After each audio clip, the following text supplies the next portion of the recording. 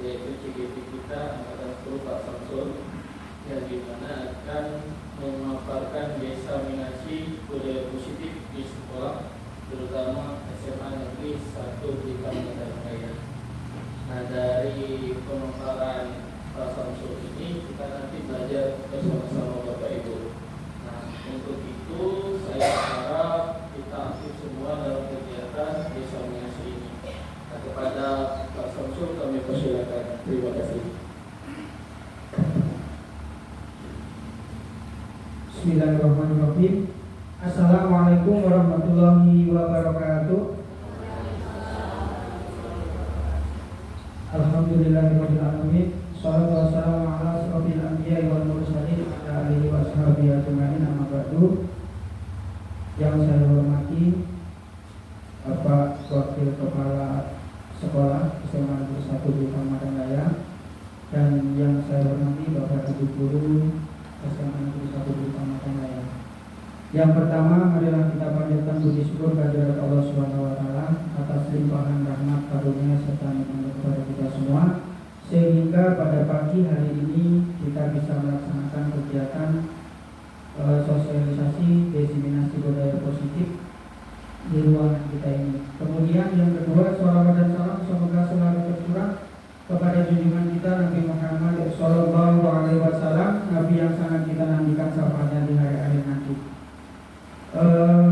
Bapak Ibu semuanya, di sini saya pribadi mengucapkan banyak terima kasih terkhusus kepada Bapak Kepala Sekolah yang telah memfasilitasi kegiatan ini. Kedua, Bapak Ibu guru semua yang sudi hadir membantu saya untuk mengikuti kegiatan sosialisasi diseminasi budaya positif ini.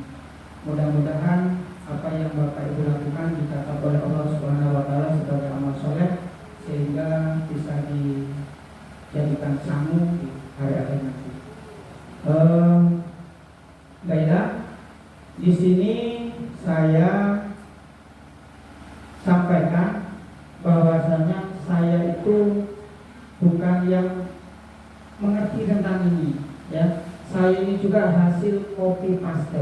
Jadi saya di sini hanya berbagi hasil copy paste yang saya peroleh saat saya mengikuti pelatihan modul 1.4 pendidikan guru penggerak. Dan hasil berbagi saya ini nanti kita harapannya kita semua bisa menerapkan beberapa di antaranya yang akan kita bahas nanti untuk kita terapkan pada peserta didik kita di sekolah kita, dan terkhusus anak-anak kita sendiri, anak dari bapak dan ibu dan anak-anak saya. Baiklah, kita mulai. Saya itu bingung Bapak Ibu, berdiri dan duduk sama aja, nggak kelihatan. Jadi ya seperti inilah ya.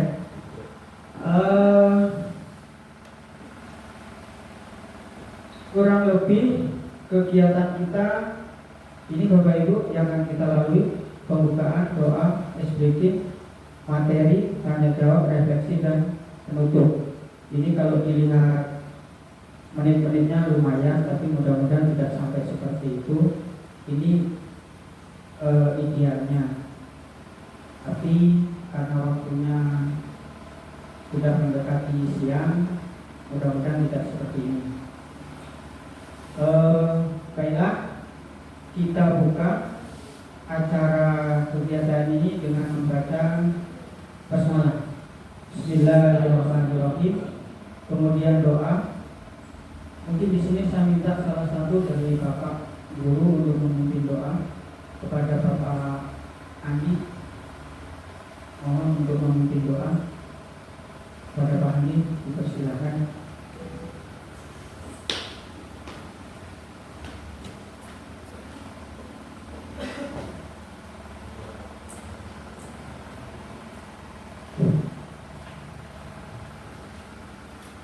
Bismillahirrahmanirrahim.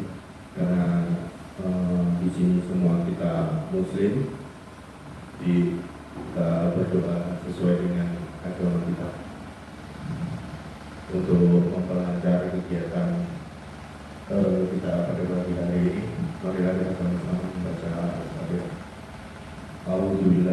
الشيطان الرجيم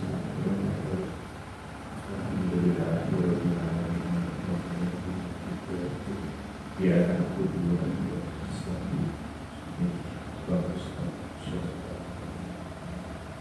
غير المغضوب عليهم ولا الضالين. Terima kasih. Saya Assalamualaikum warahmatullahi wabarakatuh.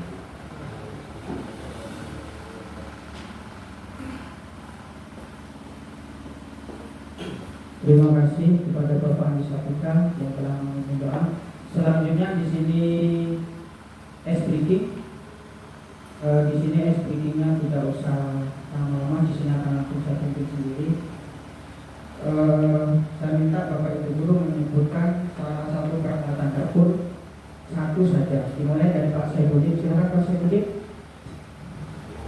Kompor, peralatan dapur. Guru Lia, Wali, Pak Bobo, sendok, Bu, wajan, pisau, Putri, Pak Samingun,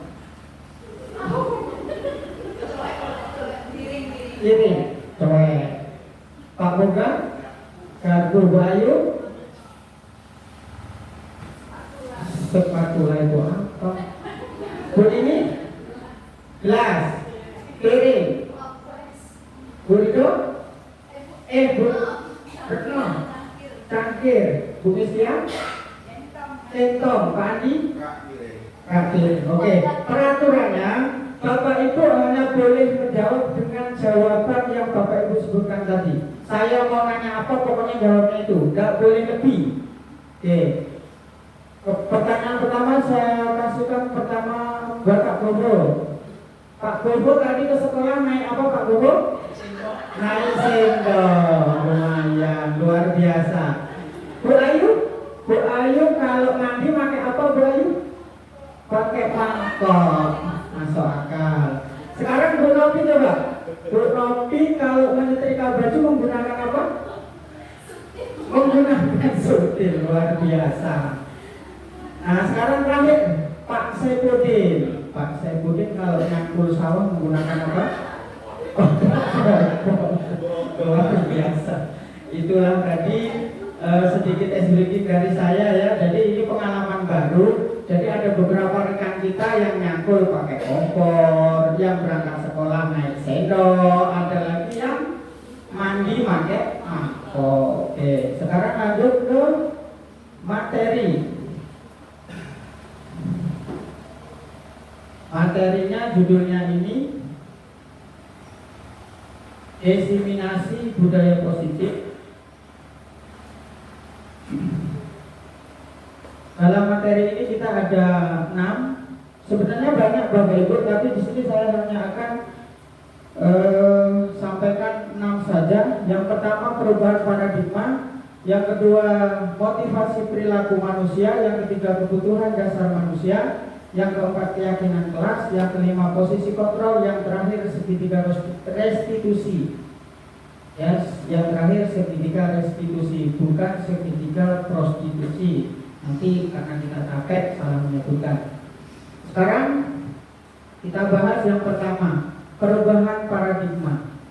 Yang mau dirubah itu apa sih? Pertanyaannya, yang mau dirubah itu adalah mengajar dan mendidik murid. Bagaimana cara merubahnya? Kita pahami dulu filosofi Ki Hajar Dewantara dan menggunakan metode inquiry apresiatif, IA. Lanjut, filosofi Ki Hajar Dewantara ini saya ambil dari modul kurang lebih begini. Kita ambil contoh perbandingannya dengan hidup tumbuh-tumbuhan seorang petani. Dalam hakikatnya sama kewajibannya dengan seorang pendidik yang menanam padi. Misalnya hanya dapat menuntut tumbuhnya padi, ia dapat memperbaiki kondisi tanah, memelihara tanaman padi, memberi pupuk dan air, membasmi ulat-ulat atau jamur-jamur yang mengganggu hidup tanaman padi dan lain sebagainya. Jadi filosofi KHD ini mengibaratkan kita itu seperti petani. petani yang hanya bisa menuntun tumbuhnya padi, terus memperbaiki kondisi tanah, memelihara tanaman padi, memberi pupuk dan air, membasmi ulat-ulat atau jamur-jamur yang mengganggu hidup tanaman padi dan lain sebagainya. Sekarang kalau dikaitkan dengan kita sebagai seorang guru, dari orang tersebut kita dapat memahami bahwa sekolah itu diibaratkan sebagai tanaman tempat bercocok tanam, sehingga guru harus mengusahakan sekolah jadi lingkungan yang menyenangkan, menjaga dan melindungi murid dari hal-hal yang tidak baik. Dengan demikian, karakter murid tumbuh dengan baik. Sebagai contoh, murid yang tadinya malas menjadi semangat, bukan sebaliknya, semangat menjadi malas, bukan ya. Murid akan mampu menerima dan menyerap suatu pembelajaran bila di lingkungan di sekelilingnya terasa aman dan nyaman. Sekarang kita kembalikan ke diri kita Bapak Ibu sebagai guru. Selama ini mungkin yang kita lakukan itu masih kurang banyak. Kenapa? Karena terlihat dari murid-murid kita tuh yang bolos itu masih lumayan. Artinya murid-murid kita itu belum nyaman di sekolah, belum senang ke sekolah, dan motivasinya untuk ke sekolah itu kurang. Lalu bagaimana caranya? Caranya begini, kita gunakan yang tadi, inquiry apresiatif. Apa itu? Inquiry apresiatif adalah cara spesial untuk membuat perubahan yang baik. Ini adalah cara kita bekerja sama untuk membuat segala sesuatu menjadi lebih baik. Pendekatan ini berfokus pada hal-hal baik dan kekuatan yang dimiliki oleh sekolah dan semua orang di dalamnya. IA dimulai dengan proses mengidentifikasi nilai-nilai positif yang sudah ada di dalam diri murid dan sekolah. Sekarang begini, kita sadar sesadar-sadarnya siswa kita itu penuh keunikan. Betul Bapak Ibu? Unik. Saya ambilkan contoh 10-1. Memang yang jadi sorotan itu memang selalu 10-1. Bukan saya menyindir itu, bukan ya. Ini sharing, memang nyataannya seperti itu. Ini sebagai bahasan kita. Jadi kalau kita dalam pikiran kita itu 10-1 itu seperti itu, salah 10-1. Wis merugi bocah males-males. Ya selamanya 10-1 itu akan males. Lalu bagaimana cara merubahnya? Begini, dalam pikiran kita itu kita tanamkan, anak-anak 10-1 itu mau masuk ke sini, itu sudah nilai positif yang ada di siswa. Jadi bagaimana caranya supaya kelas 10-1 itu nyaman, tenang, senang bersekolah di sini, semangat bersekolah di sini. Gitu Bapak Ibu. Jadi pikiran kita itu yang harus diubah. Jangan yang dilihat itu negatifnya terus. Kalau dilihat negatifnya terus, ya selamanya 10-1 itu seperti itu, dan kita nggak akan pernah untuk memperbaiki diri kita. Nah, caranya bagaimana? Kalau dalam itu ada sebuah metode namanya metode Bagja. Apa itu Bagja? Bagja, B-nya itu buat pertanyaan. Kemudian ambil pelajaran, gali mimpi, J-nya jabarkan rencana, terus terakhir atur eksekusi. Itu metode Bagja untuk inquiry apresiatif tadi. Sekarang saya ambilkan contoh yang sangat sederhana. Mungkin nanti Bu Nini atau Pak Rio bisa menambahkan. Nah, saya ambilkan contoh Bagja yang paling sederhana, meningkatkan motivasi belajar murid. B-nya tadi apa Bapak Ibu? B-nya buat pertanyaan 126. B-nya buat pertanyaan. Kita buat satu pertanyaan. Bagaimana kita meningkatkan motivasi murid? Kemudian yang A. Kemudian langkah selanjutnya A. A tadi apa? Saya juga lupa. Nah, A-nya ambil pelajaran. A-nya ambil pelajaran. Bagaimana caranya? Kita tanya satu-satu siswa-siswa yang motivasi belajarnya rendah. Nah, kamu kok sekolahnya seperti itu? Pokoknya wawancara terus. Dari situ kita akan mengambil, kita dapat pelajaran dari wawancara tersebut. Mengapa anak-anak itu memiliki motivasi yang kurang? Terus G-nya apa tadi? Gali mimpi. Kita semua bermimpi. Dikatanya kita mimpi. Mimpi kita apa? Seluruh guru memiliki impian bahwa semua murid memiliki motivasi belajar yang tinggi. Setelah kita punya mimpi itu, bukannya kita terus tidur terus, nanti tidak ada aksi nyatanya. Jadi kita bangun terus C tadi jabarkan apa ini? Jabarkan rencana. Jadi setelah bermimpi kita jabarkan rencananya apa supaya anak-anak itu memiliki motivasi yang tinggi. Misal ini kita sediakan program beasiswa untuk anak-anak kita. Yang kedua, berkolaborasi dengan murid. Enak berkolaborasi itu bahasa sekarang, kalau dulu bekerja sama. Terus membuat lingkungan sekolah yang nyaman. Ini rencana-rencana sederhana yang dibuat untuk mewujudkan mimpi kita semua. Setelah kita buat rencana, kita yang terakhir A, atur eksekusi. Laksanakan semua rencana yang sudah dibuat. Nah, mudah-mudahan dengan metode Bagja ini kita sedikit demi sedikit dapat merubah siswa kita, pemahaman kita terhadap murid. Terus selanjutnya motivasi perilaku manusia.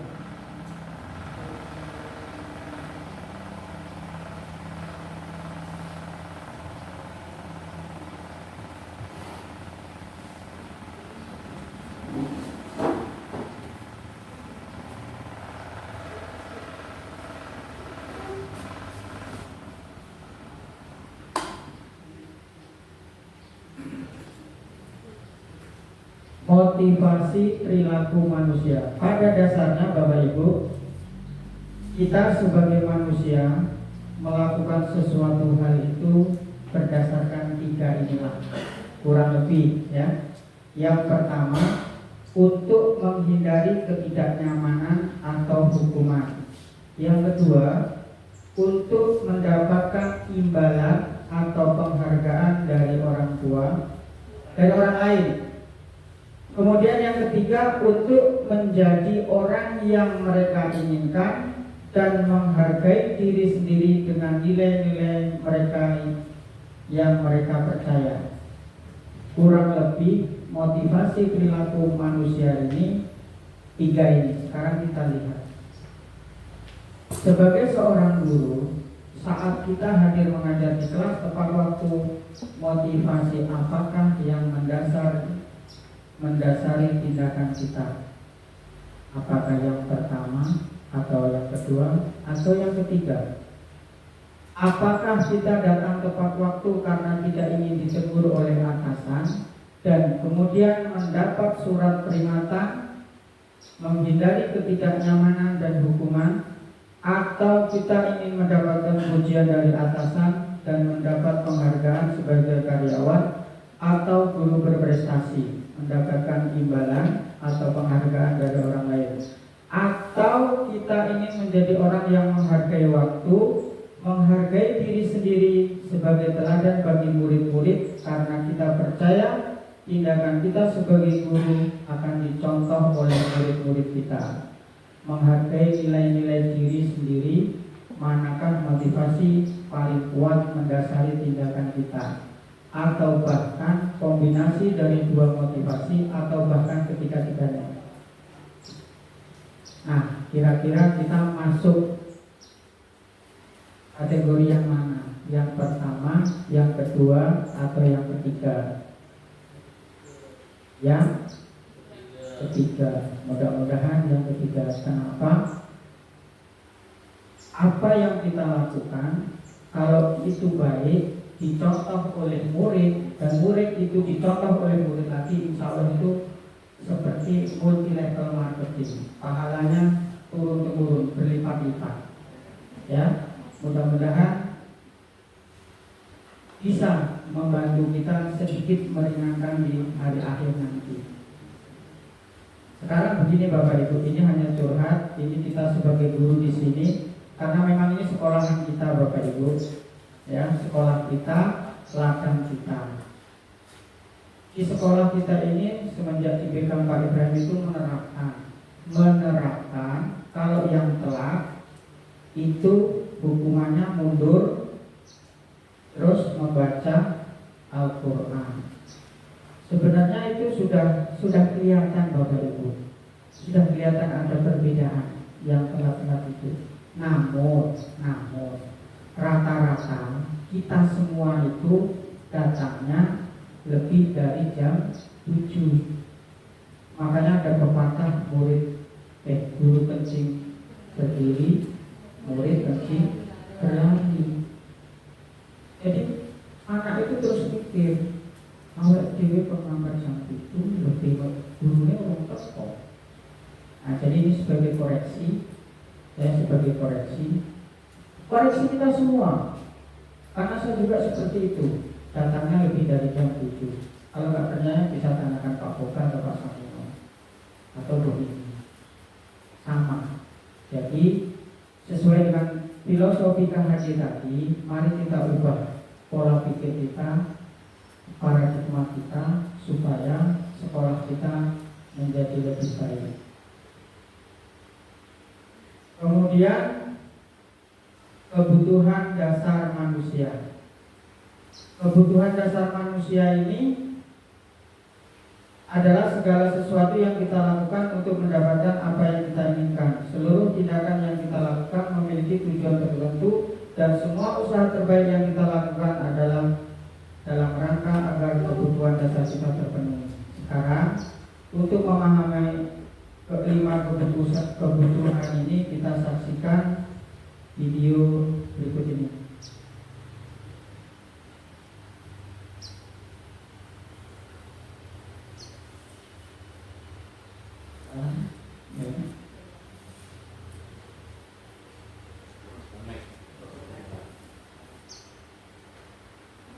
Lakukan dulu.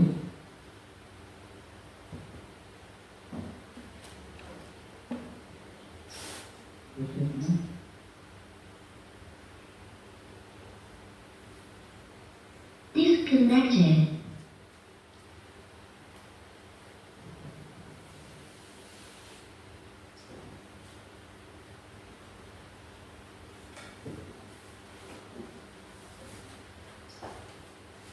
Connected. Kita lihat video ini.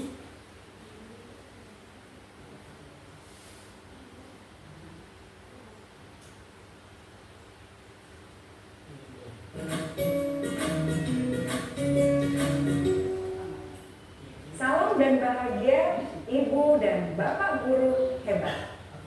Untuk membangun budaya sekolah yang positif dengan lingkungan yang aman dan mendukung murid untuk menjadi pribadi yang berdaya, seimbang, dan bahagia, salah satu upaya yang dapat dilakukan oleh guru adalah memahami kebutuhan dasar yang mendasari perilaku murid. Pada video kali ini, kita akan membahas tentang 5 kebutuhan dasar manusia.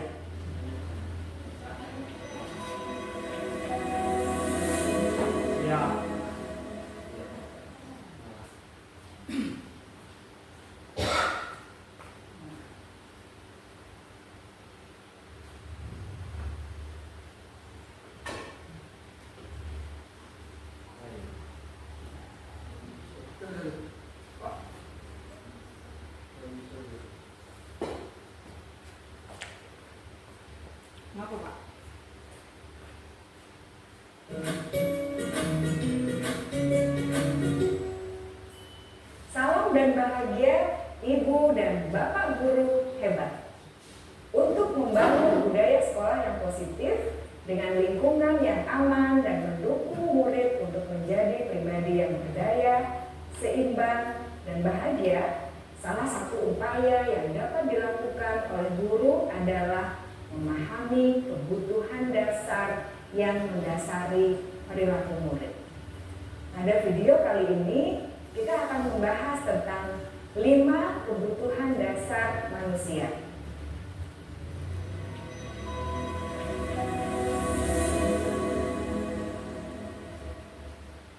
Ki Hajar Dewantara dalam salah satu kutipannya menyatakan, kita ambil contoh perbandingannya dengan hidup tumbuh-tumbuhan. Seorang petani dalam hakikatnya sama kewajibannya dengan seorang pendidik yang menanam padi misalnya. Hanya dapat menuntun tumbuhnya padi. Ia dapat memperbaiki kondisi tanah, memelihara tanaman padi, memberi pupuk dan air, membasmi ulat-ulat atau jamur-jamur yang mengganggu hidup tanaman padi, dan lain sebagainya.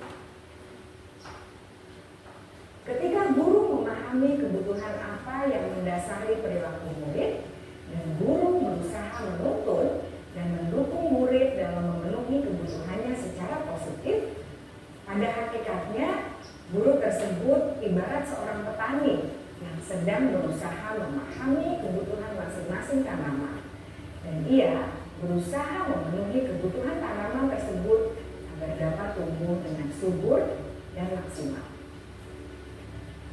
Dr. William Glasser, seorang psikiater dari Amerika Serikat, menyatakan bahwa seluruh tindakan manusia memiliki tujuan tertentu, yaitu memenuhi kebutuhan dasarnya.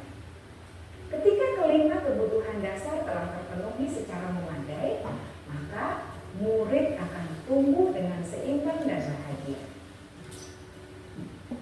Sebaliknya, ketika kebutuhan dasar tidak terpenuhi dengan baik, maka seseorang akan mengalami emosi negatif seperti bosan, sedih, dan kecewa. Bahkan mereka dapat melakukan perbuatan yang bertentangan dengan nilai-nilai kebajikan atau melanggar peraturan. Dengan kata lain, perilaku buruk seseorang biasanya adalah respons dari kebutuhan yang tidak terpenuhi. Namun, mereka tidak tahu cara untuk menyampaikannya. Ada 5 kebutuhan dasar manusia menurut Dr. William Glasser, yaitu yang pertama, kebutuhan untuk bertahan hidup atau survival. Yang kedua, kebutuhan untuk merasa diterima atau love and belonging. Yang ketiga, kebutuhan akan kebebasan atau freedom. Yang keempat, kebutuhan akan kesenangan atau fun. Dan yang kelima, kebutuhan akan penguasaan atau power.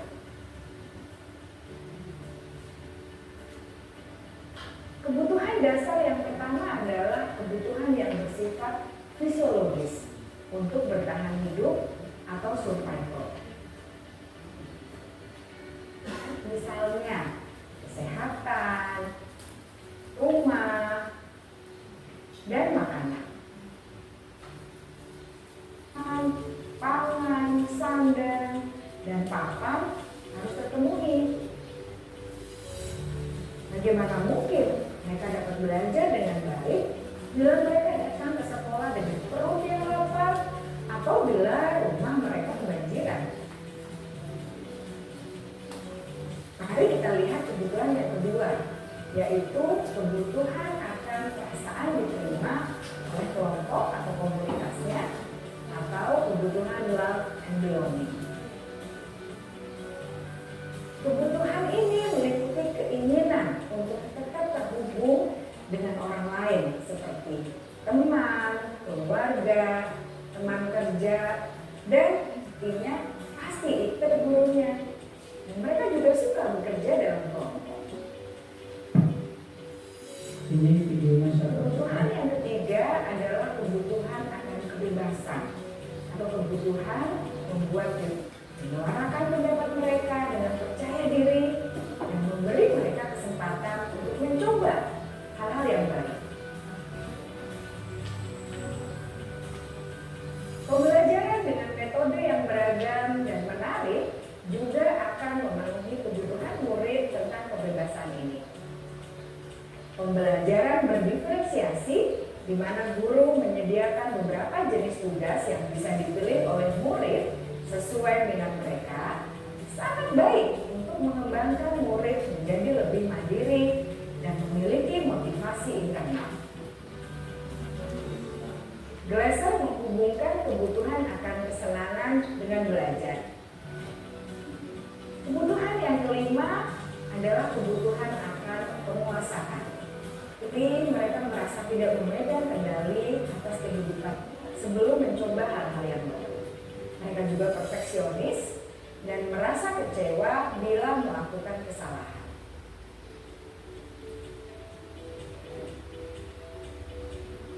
Ibu dan bapak guru sangatlah penting bagi kita untuk mengetahui kebutuhan dasar murid-murid, agar kita memahami alasan dibalik sikap dan tingkah laku mereka.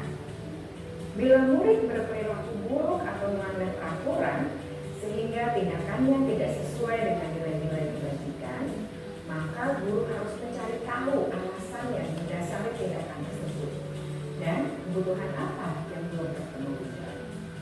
Melalui percakapan dengan guru dalam pendekatan disiplin positif, murid dapat diajak untuk bersikap reflektif dalam mengenali kebutuhan-kebutuhan yang berusaha mereka penuhi dan mendasari tindakan mereka.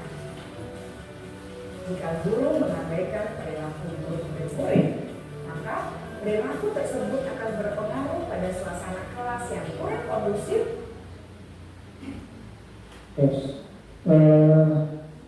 Bapak Ibu, ternyata kalau kita lihat dari video ini tadi, perilaku murid kita itu mungkin dari 5 dasar kebutuhan tidak terpenuhi. Jadi mereka berperilaku yang kurang kondusif.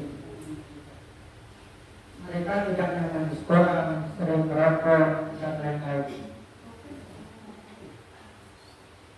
Dari video ini kita bisa ambil sebuah kesimpulan.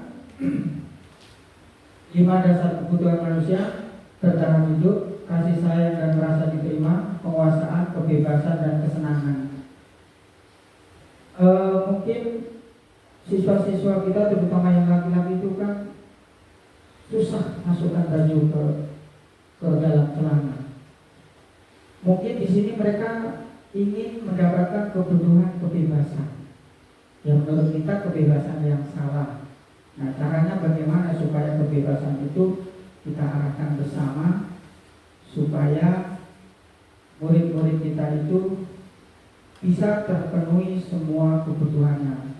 Kalau semua sudah terpenuhi, insya Allah anak-anak murid kita itu akan bersikap wajar, sewajarnya manusia. Selanjutnya, keyakinan kelas. Keyakinan kelas ini merupakan dasar terbentuknya keyakinan sekolah.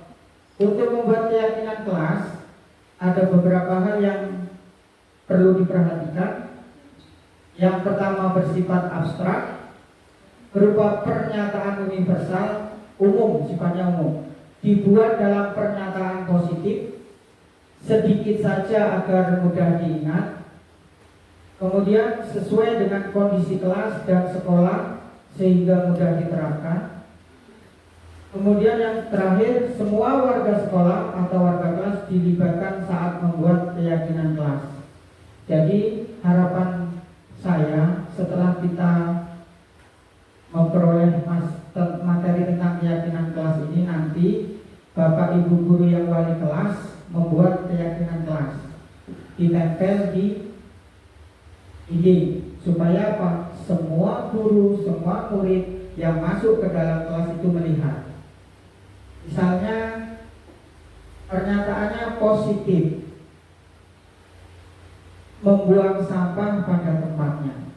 Jadi ya nggak hanya guru, nggak hanya siswa, ya harus mentaati karena itu sebutnya di kelas. Kemudian tidak tidur saat belajar, misalnya, itu kan simpel dan mudah diingat.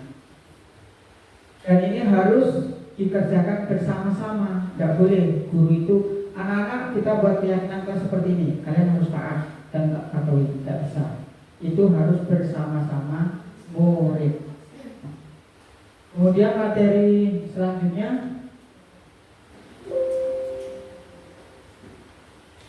5 posisi kontrol. 5 posisi kontrol guru. Nah, posisi kontrol seorang guru. Kita berada di posisi mana? Kita lihat di sini, di video ini. Mungkin kalau saya menjelaskan Bapak Ibu kurang paham, mungkin setelah melihat video ini menjadi lebih paham. Kita saksikan video ini sebentar.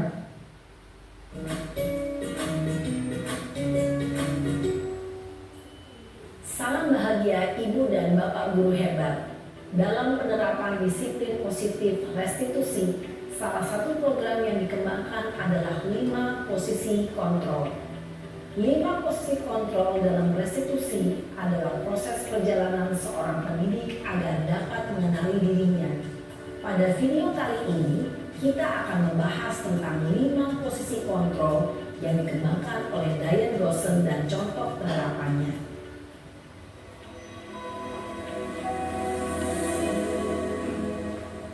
Ini beberapa contoh. 5 posisi kontrol itu adalah 1. Posisi penghukum. 2. Posisi pembuat merasa bersalah. 3. Posisi teman. 4.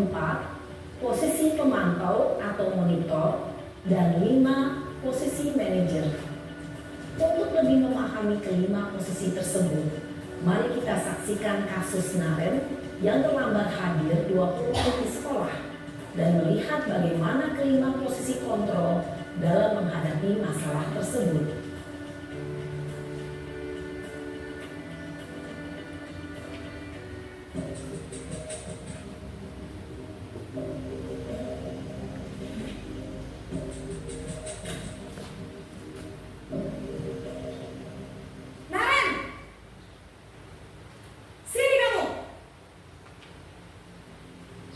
Selamat pagi, Bu. Selalu terlambat. Kamu deh, pasti terlambat. Maaf, Bu. Saya Apa? Apa coba? Alasan kamu apa lagi? Kapan sih kamu tidak terlambat? Malas sekali ya kamu jadi anak. saya Dasar pemalas. Gak kapok-kapok sih kamu. Sudah berapa kali terlambat? Sana, kamu keliling lapangan basket 2 kali. kenapa saya harus keliling lapangan basket, Bu? Kenapa? Kamu melawan ibu. Berani-beraninya jawab. Sudah terlambat, masih berani jawab pula. Sekarang, keliling lapangan basket 5 kali sekalian. Biar kapok. Cepat. Pergi sana ke lapangan basket.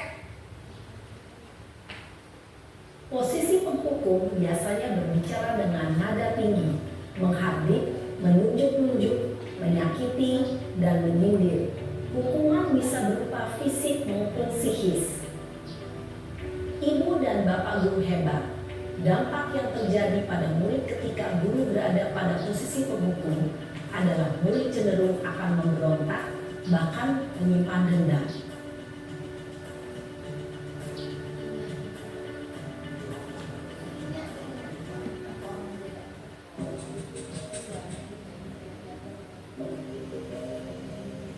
Ini posisi kedua, pembuat merasa bersalah. Naren!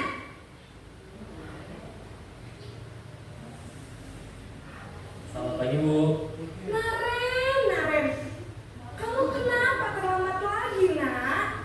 Ya Tuhan, Naren. Kamu senang ya bikin ibu susah ya? Kalau kamu terlambat lagi, nanti ibu yang ditegur bapak kepala sekolah, nak. Disangka ibu tidak bisa membina kamu.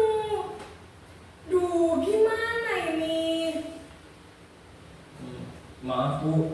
Duh Gusti Naren. Kamu suka ya kalau ibu ditegur bapak kepala sekolah? Terus, sekarang ibu harus tulis apa ini di buku absen? Ini kamu sudah sering terlambat loh. Ibu harus apa coba? Maaf Bu. Maaf sekali. Ya sudah, lain kali jangan bikin ibu susah lagi ya nak ya. Ibu tidak akan kuat lagi kalau kamu begini terus. Bisa jantungan kalau ibu ditegur bapak kepala sekolah. Sana cepat ke kelas. Maaf ya Bu. Maaf sekali. Posisi pembuat rasa bersalah berbicara dengan nada tenang, cenderung lembut. Namun kata-kata yang diutarakan membuat murid merasa menjadi orang yang gagal, memandang buruk dirinya sendiri, merasa tidak berharga, dan tidak sanggup membahagiakan orang lain. Ketika guru mengambil posisi pembuat rasa bersalah, murid akan menganggap dirinya yang bersalah dan ia akan menyimpan emosi negatif tersebut di dalam dirinya.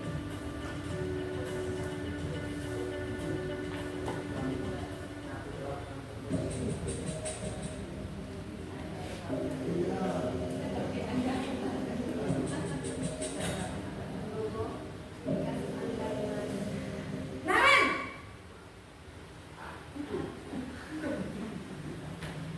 Kita ini galak juga termasuk. Wah, sudah jam berapa ini nak? Terlambat lagi ya sayang. Iya Bu. Habis ibu saya lupa bangunkan saya Bu. Kamu malah menyalahkan ibu kamu. Kamu bukannya anak yang larinya paling kencang. Kok terlambat sih? Iya Bu. Saya memang terlambat bangun tadi. Jadi biarpun saya lari kencang, tetap gak kesenjar Bu. Ya sudah sana. Nanti lain kali larinya lebih kencang lagi ya. Biar gak terlambat lagi. Bikin seneng ibu. Demi ibu. Bisa kan? Bisa Bu. Ya sudah sana masuk kelas. Ibu beresin urusan absen kamu. Kamu ini ada-ada saja. Dalam posisi teman, guru berbicara dengan nada suara ramah, akrab, cenderung bersenda gurau untuk menjaga suasana tetap santai. Murid akan merasa senang, aman, dan akrab dengan guru. Identitas yang tercipta adalah identitas sukses atau berhasil. Namun, perlu diingat, karena ini masih dorongan eksternal, maka ada faktor ketergantungan dari murid kepada orang tertentu. Di sini, guru absennya, sehingga di lain waktu, murid bisa berperilaku baik, namun hanya kepada orang-orang tertentu saja.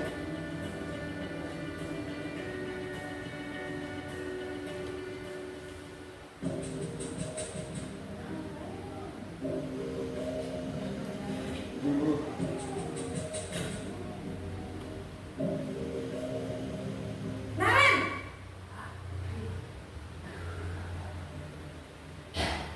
Selamat pagi Bu.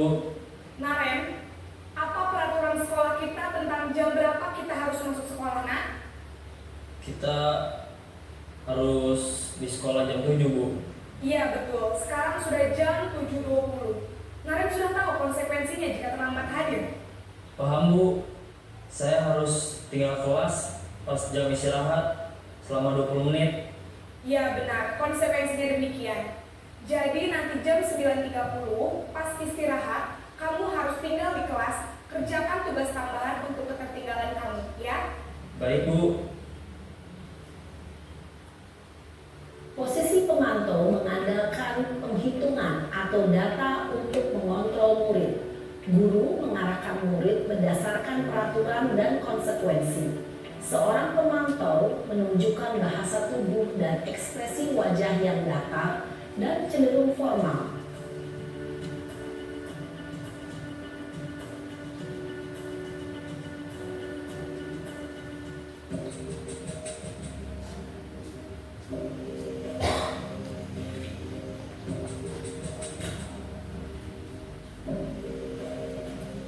Naren!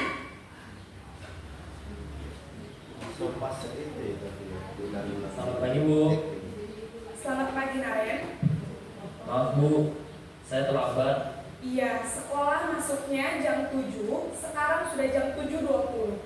Jadi sekarang bagaimana ini, Naren? Maaf Bu, saya lupa setel alarm saya semalam.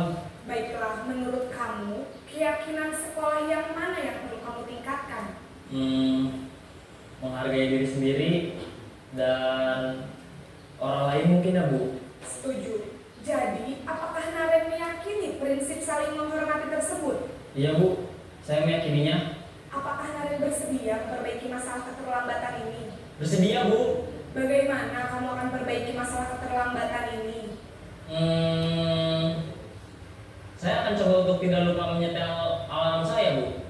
Baik, kalau Naren lupa menyetel alarm di rumah, ada orang yang kira-kira bisa bantu mengingatkan tidak?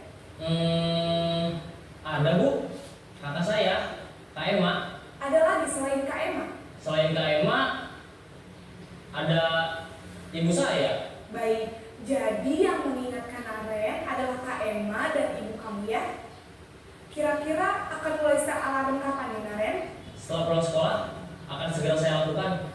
Baik, jadi Naren akan setel alarm untuk bangun besok pagi dan akan diingatkan oleh kakak dan ibunda Naren ya? Ada lagi yang mungkin perlu dilakukan Naren agar tidak terlambat bangun lagi? Tidak.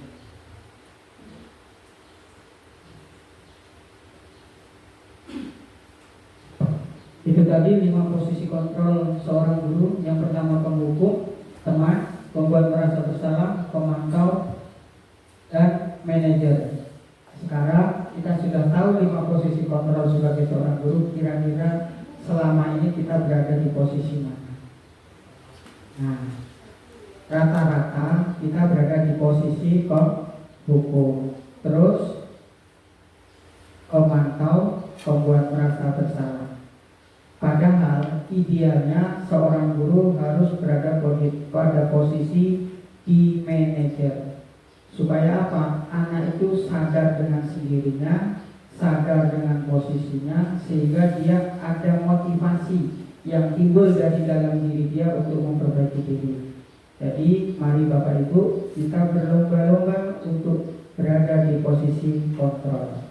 Kemudian materi terakhir,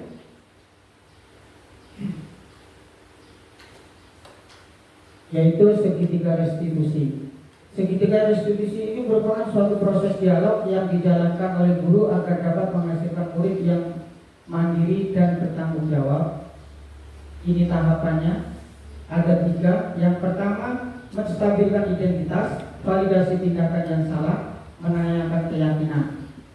Ya, ada 3 tahapan segitiga restitusi. Yang pertama, menstabilkan identitas, validasi tindakan yang salah, menanyakan keyakinan. Terus ciri-cirinya apa? Yang pertama, menstabilkan identitas. Itu biasanya menggunakan kalimat-kalimat seperti ini. Berbuat salah itu tidak apa-apa. Tidak ada manusia yang sempurna. Misalnya kita ada ini, siswa kita terlambat terus. Berbuat salah itu tidak apa-apa, nah. Tapi ya udah terus-terusan. Terus nanti ditambah-tambah lagi, karena segitiga restitusi ini ada 3 tahapan. 3-tiganya harus kita laksanakan. Tapi kalau sudah terlaksana ya nggak harus 3-tiganya. Terus kamu berhak merasa begitu. Apakah kamu merasa menjadi teman yang baik buat dirimu sendiri? Ini biasanya kalimat-kalimat yang diucapkan kalau kita sedang menstabilkan identitas. Kemudian yang kedua, validasi tindakan yang salah. Biasanya menggunakan kalimat-kalimat seperti ini. Kalimat-kalimat ini sudah dirangkum oleh para ahli. Mudah-mudahan dengan kalimat-kalimat ini kita sampaikan ke anak-anak kita itu mandi, mujarab. Padahal kamu bisa melakukan yang lebih buruk dari ini ya. Nah, misalkan anak itu memang suka terlambat terus, ibu tahu sebenarnya kamu bisa melakukan yang lebih buruk dari ini. Misalnya mencuri, apalagi meminum minuman keras, tapi kamu hanya suka terlambat. Nah, terus kita lakukan tahapan-tahapan selanjutnya.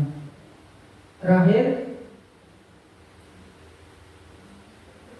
menanyakan keyakinan. Nah, di sini penting masalah keyakinan. Makanya sekolah itu perlu adanya keyakinan kelas. Supaya apa? Hubungannya dengan ini tadi. Kalau anak terlambat, kita ingatkan dengan keyakinan kelas yang sudah dibuat. Dari keyakinan kelas itu maka akan terbentuk keyakinan sekolah. Biasanya menggunakan pernyataan seperti ini. Apa yang kita percaya sebagai kelas atau keluarga? Apa nilai-nilai umum yang kita telah sepakati? Kamu pasti punya alasan mengapa melakukan itu, dan seterusnya. Terakhir apa ini? Terima kasih. Jadi Bapak Ibu, sebelum saya tutup di sini saya sudah berikan beberapa kasus. Mari kita coba kita kaji bersama. Kalau itu kita bisa, berarti kita sudah tahu mau berada di posisi mana. Ini saya bagi 4 kelompok. Misalnya 4 kelompok. 1, 2, 3,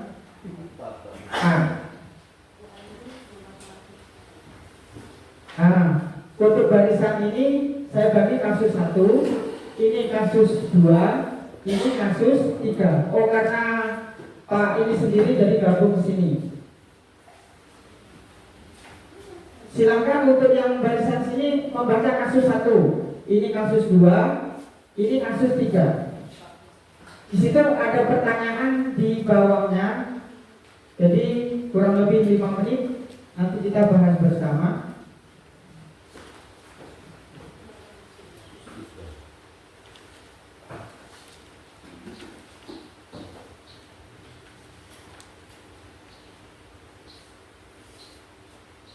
Kasus disiplin positif.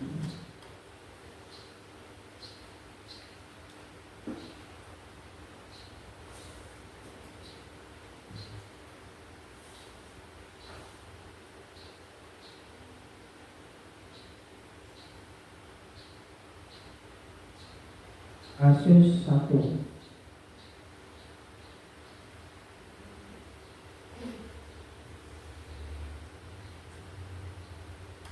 Kurang lebih 2 menit kan?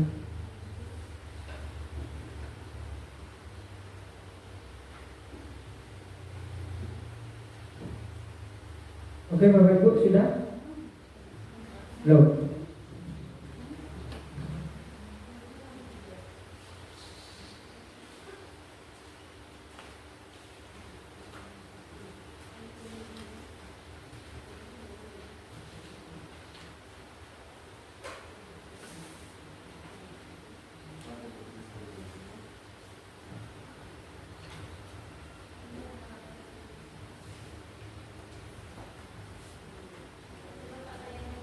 Yang melanggar restitusi.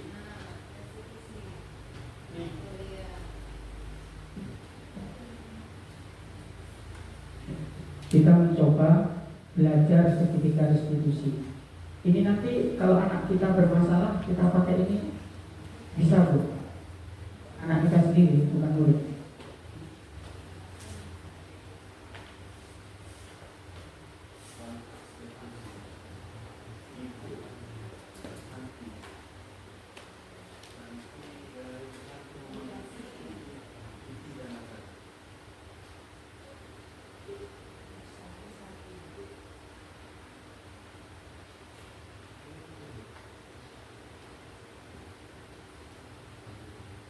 Ini kita sifatnya diskusi, bukan ini ya.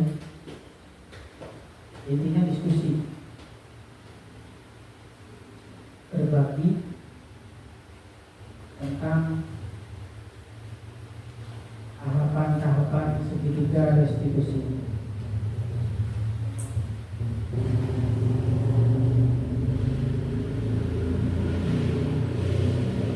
Kira-kira bagaimana Bapak Ibu? Sudah ya? Supaya mengurangi ketegangan kita, ini saya ada spidol. Jadi spidol ini bergulir. Kalau saya bilang stop, berarti disitulah yang menjawab pertanyaan duluan. Nggak mesti kasih 1 dulu. Ya, Sepakat Bapak Ibu? Ya, supaya tidak tegang. Nanti saya menghadapnya ke sana. Dimulai dari Pak Sebudin. Silakan Pak Sebudin. Ya, dioper ke sana terus. Agak cepat sedikit. Kalau saya bilang stop berarti stop. Stop. Ya, sampai di mana? Bu Nini berarti di kasus 3. Silakan dari Bu Nini untuk kasus 3 dibacakan hasilnya. Jawabannya nanti kelompok lain bisa menanggapi benar atau salah. Silakan Bu Nini. Hidup gak Bu?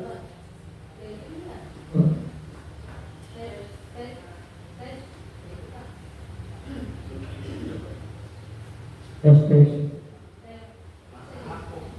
Ibu.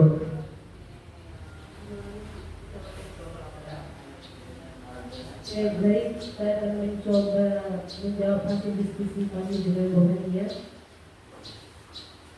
Tapi belum selesai semua Pak yang dari pertanyaan. Tapi saya coba menjawab di nomor 1.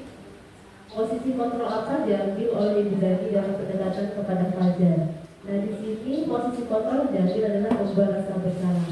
Di mana di sini Bu Dani menyatakan bahwasanya pada saat ditegur Ibu Dani, Fajar hanya menjawab tidak tahu. Ibu Dani pun tidak pilih. Gimana kamu Fajar? Kamu tidak kasihan sama ibu ya?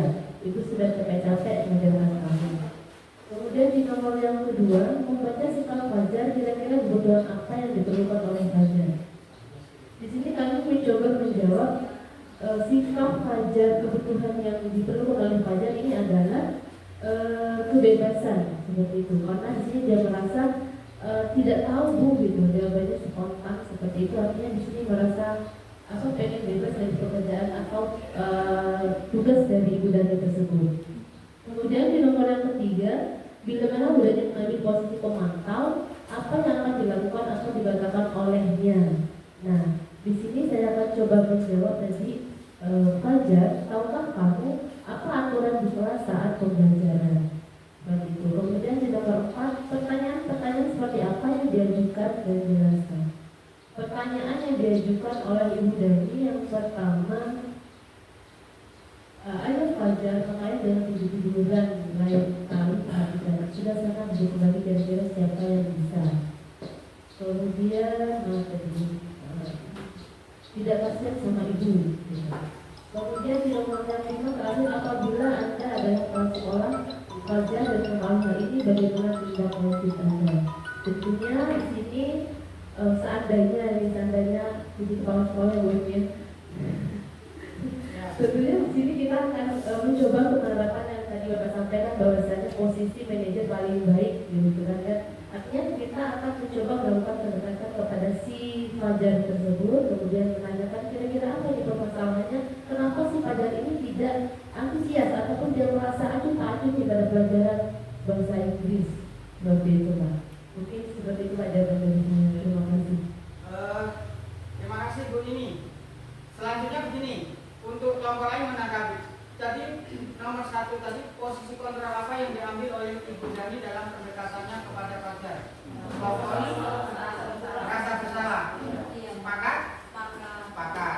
Kemudian yang kedua, membaca sikap Fajar. Kira-kira kebutuhan apa yang diperlukan oleh Fajar? Tadi dari kelompok 3 tadi kebebasan ya, kebebasan. Kelompok 2 kira-kira belum ya, belum terbaca semua karena memang waktunya sudah sangat siang. Mungkin dari yang disampaikan Bu Nini tadi dari kasus 3 ini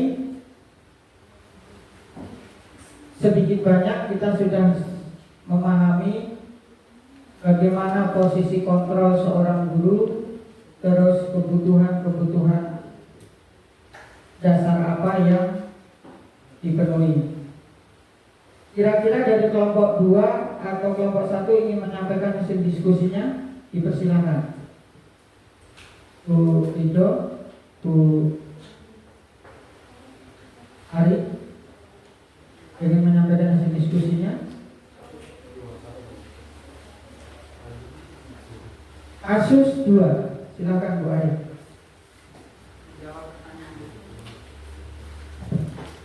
Baik, kami dari kelompok 2 dengan kasus yang kedua kita berdiskusi dengan Mbak Ayu. Kasus 2 ini sikap posisi apa yang diambil oleh Bapak Lukman? Jawabannya adalah pemberi hukuman. Indikatornya itu terlihat dari kamu sudah melanggar peraturan sekolah, kamu salah sudah terlambat, kemudian salah pula warna sepatunya, segera buka sepatu, kalau tidak mengenakan warna sepatu seperaturan. Itu indikatornya. Kemudian jawaban yang kedua, pertanyaan, bila Bapak Lukman mengambil posisi sebagai manajer, apa yang akan dikatakannya? Pertanyaan seperti apa yang akan diajukan ke Sabrina? Jika beliau sebagai manajer, artinya mengarahkan, memberikan pendekatan, tidak memberikan hukuman kepada si Sabrina dengan beberapa pernyataan. Pertanyaannya, kalau misalnya melanggar, dia diberikan sebuah keyakinan dulu apa seharusnya yang dia kenakan, misalnya di sepatu, ya, berikan keyakinan. Kemudian setelah itu si anak akan mencoba identitasnya, ya, mengetahui kesalahannya, dan kemudian dia akan menjadikan sebagai pelajaran untuk hari berikutnya. Kemudian pertanyaan yang ketiga, kira-kira bila Anda sebagai kepala sekolah di sekolah tersebut, bagaimana Anda menyikapi yang diambil Pak Lukman? Apabila misalnya diperkenankan nanti suatu saat jadi kepala sekolah, yang saya lakukan yang pasti melakukan pendekatan kepada Pak Lukman, kemudian mencoba mengarahkan, karena seperti yang tadi sudah disampaikan oleh Bapak, sebaiknya yang ideal kita itu sebagai posisi manajer, maka diberikan nasihat kepada Pak Lukman untuk sebaiknya memposisikan dirinya bukan sebagai penghukum, tetapi sebagai posisi manajer. Seperti itu, Pak. Terima kasih. Mungkin terakhir ya untuk kelompok 1 terakhir. Silakan Bu Tri Ariana. Assalamualaikum warahmatullahi wabarakatuh. Waalaikumsalam warahmatullahi wabarakatuh. Pada kasus 1 ini kami telah melakukan diskusi, dan untuk pertanyaan nomor 1, maksudnya mau dibacakan?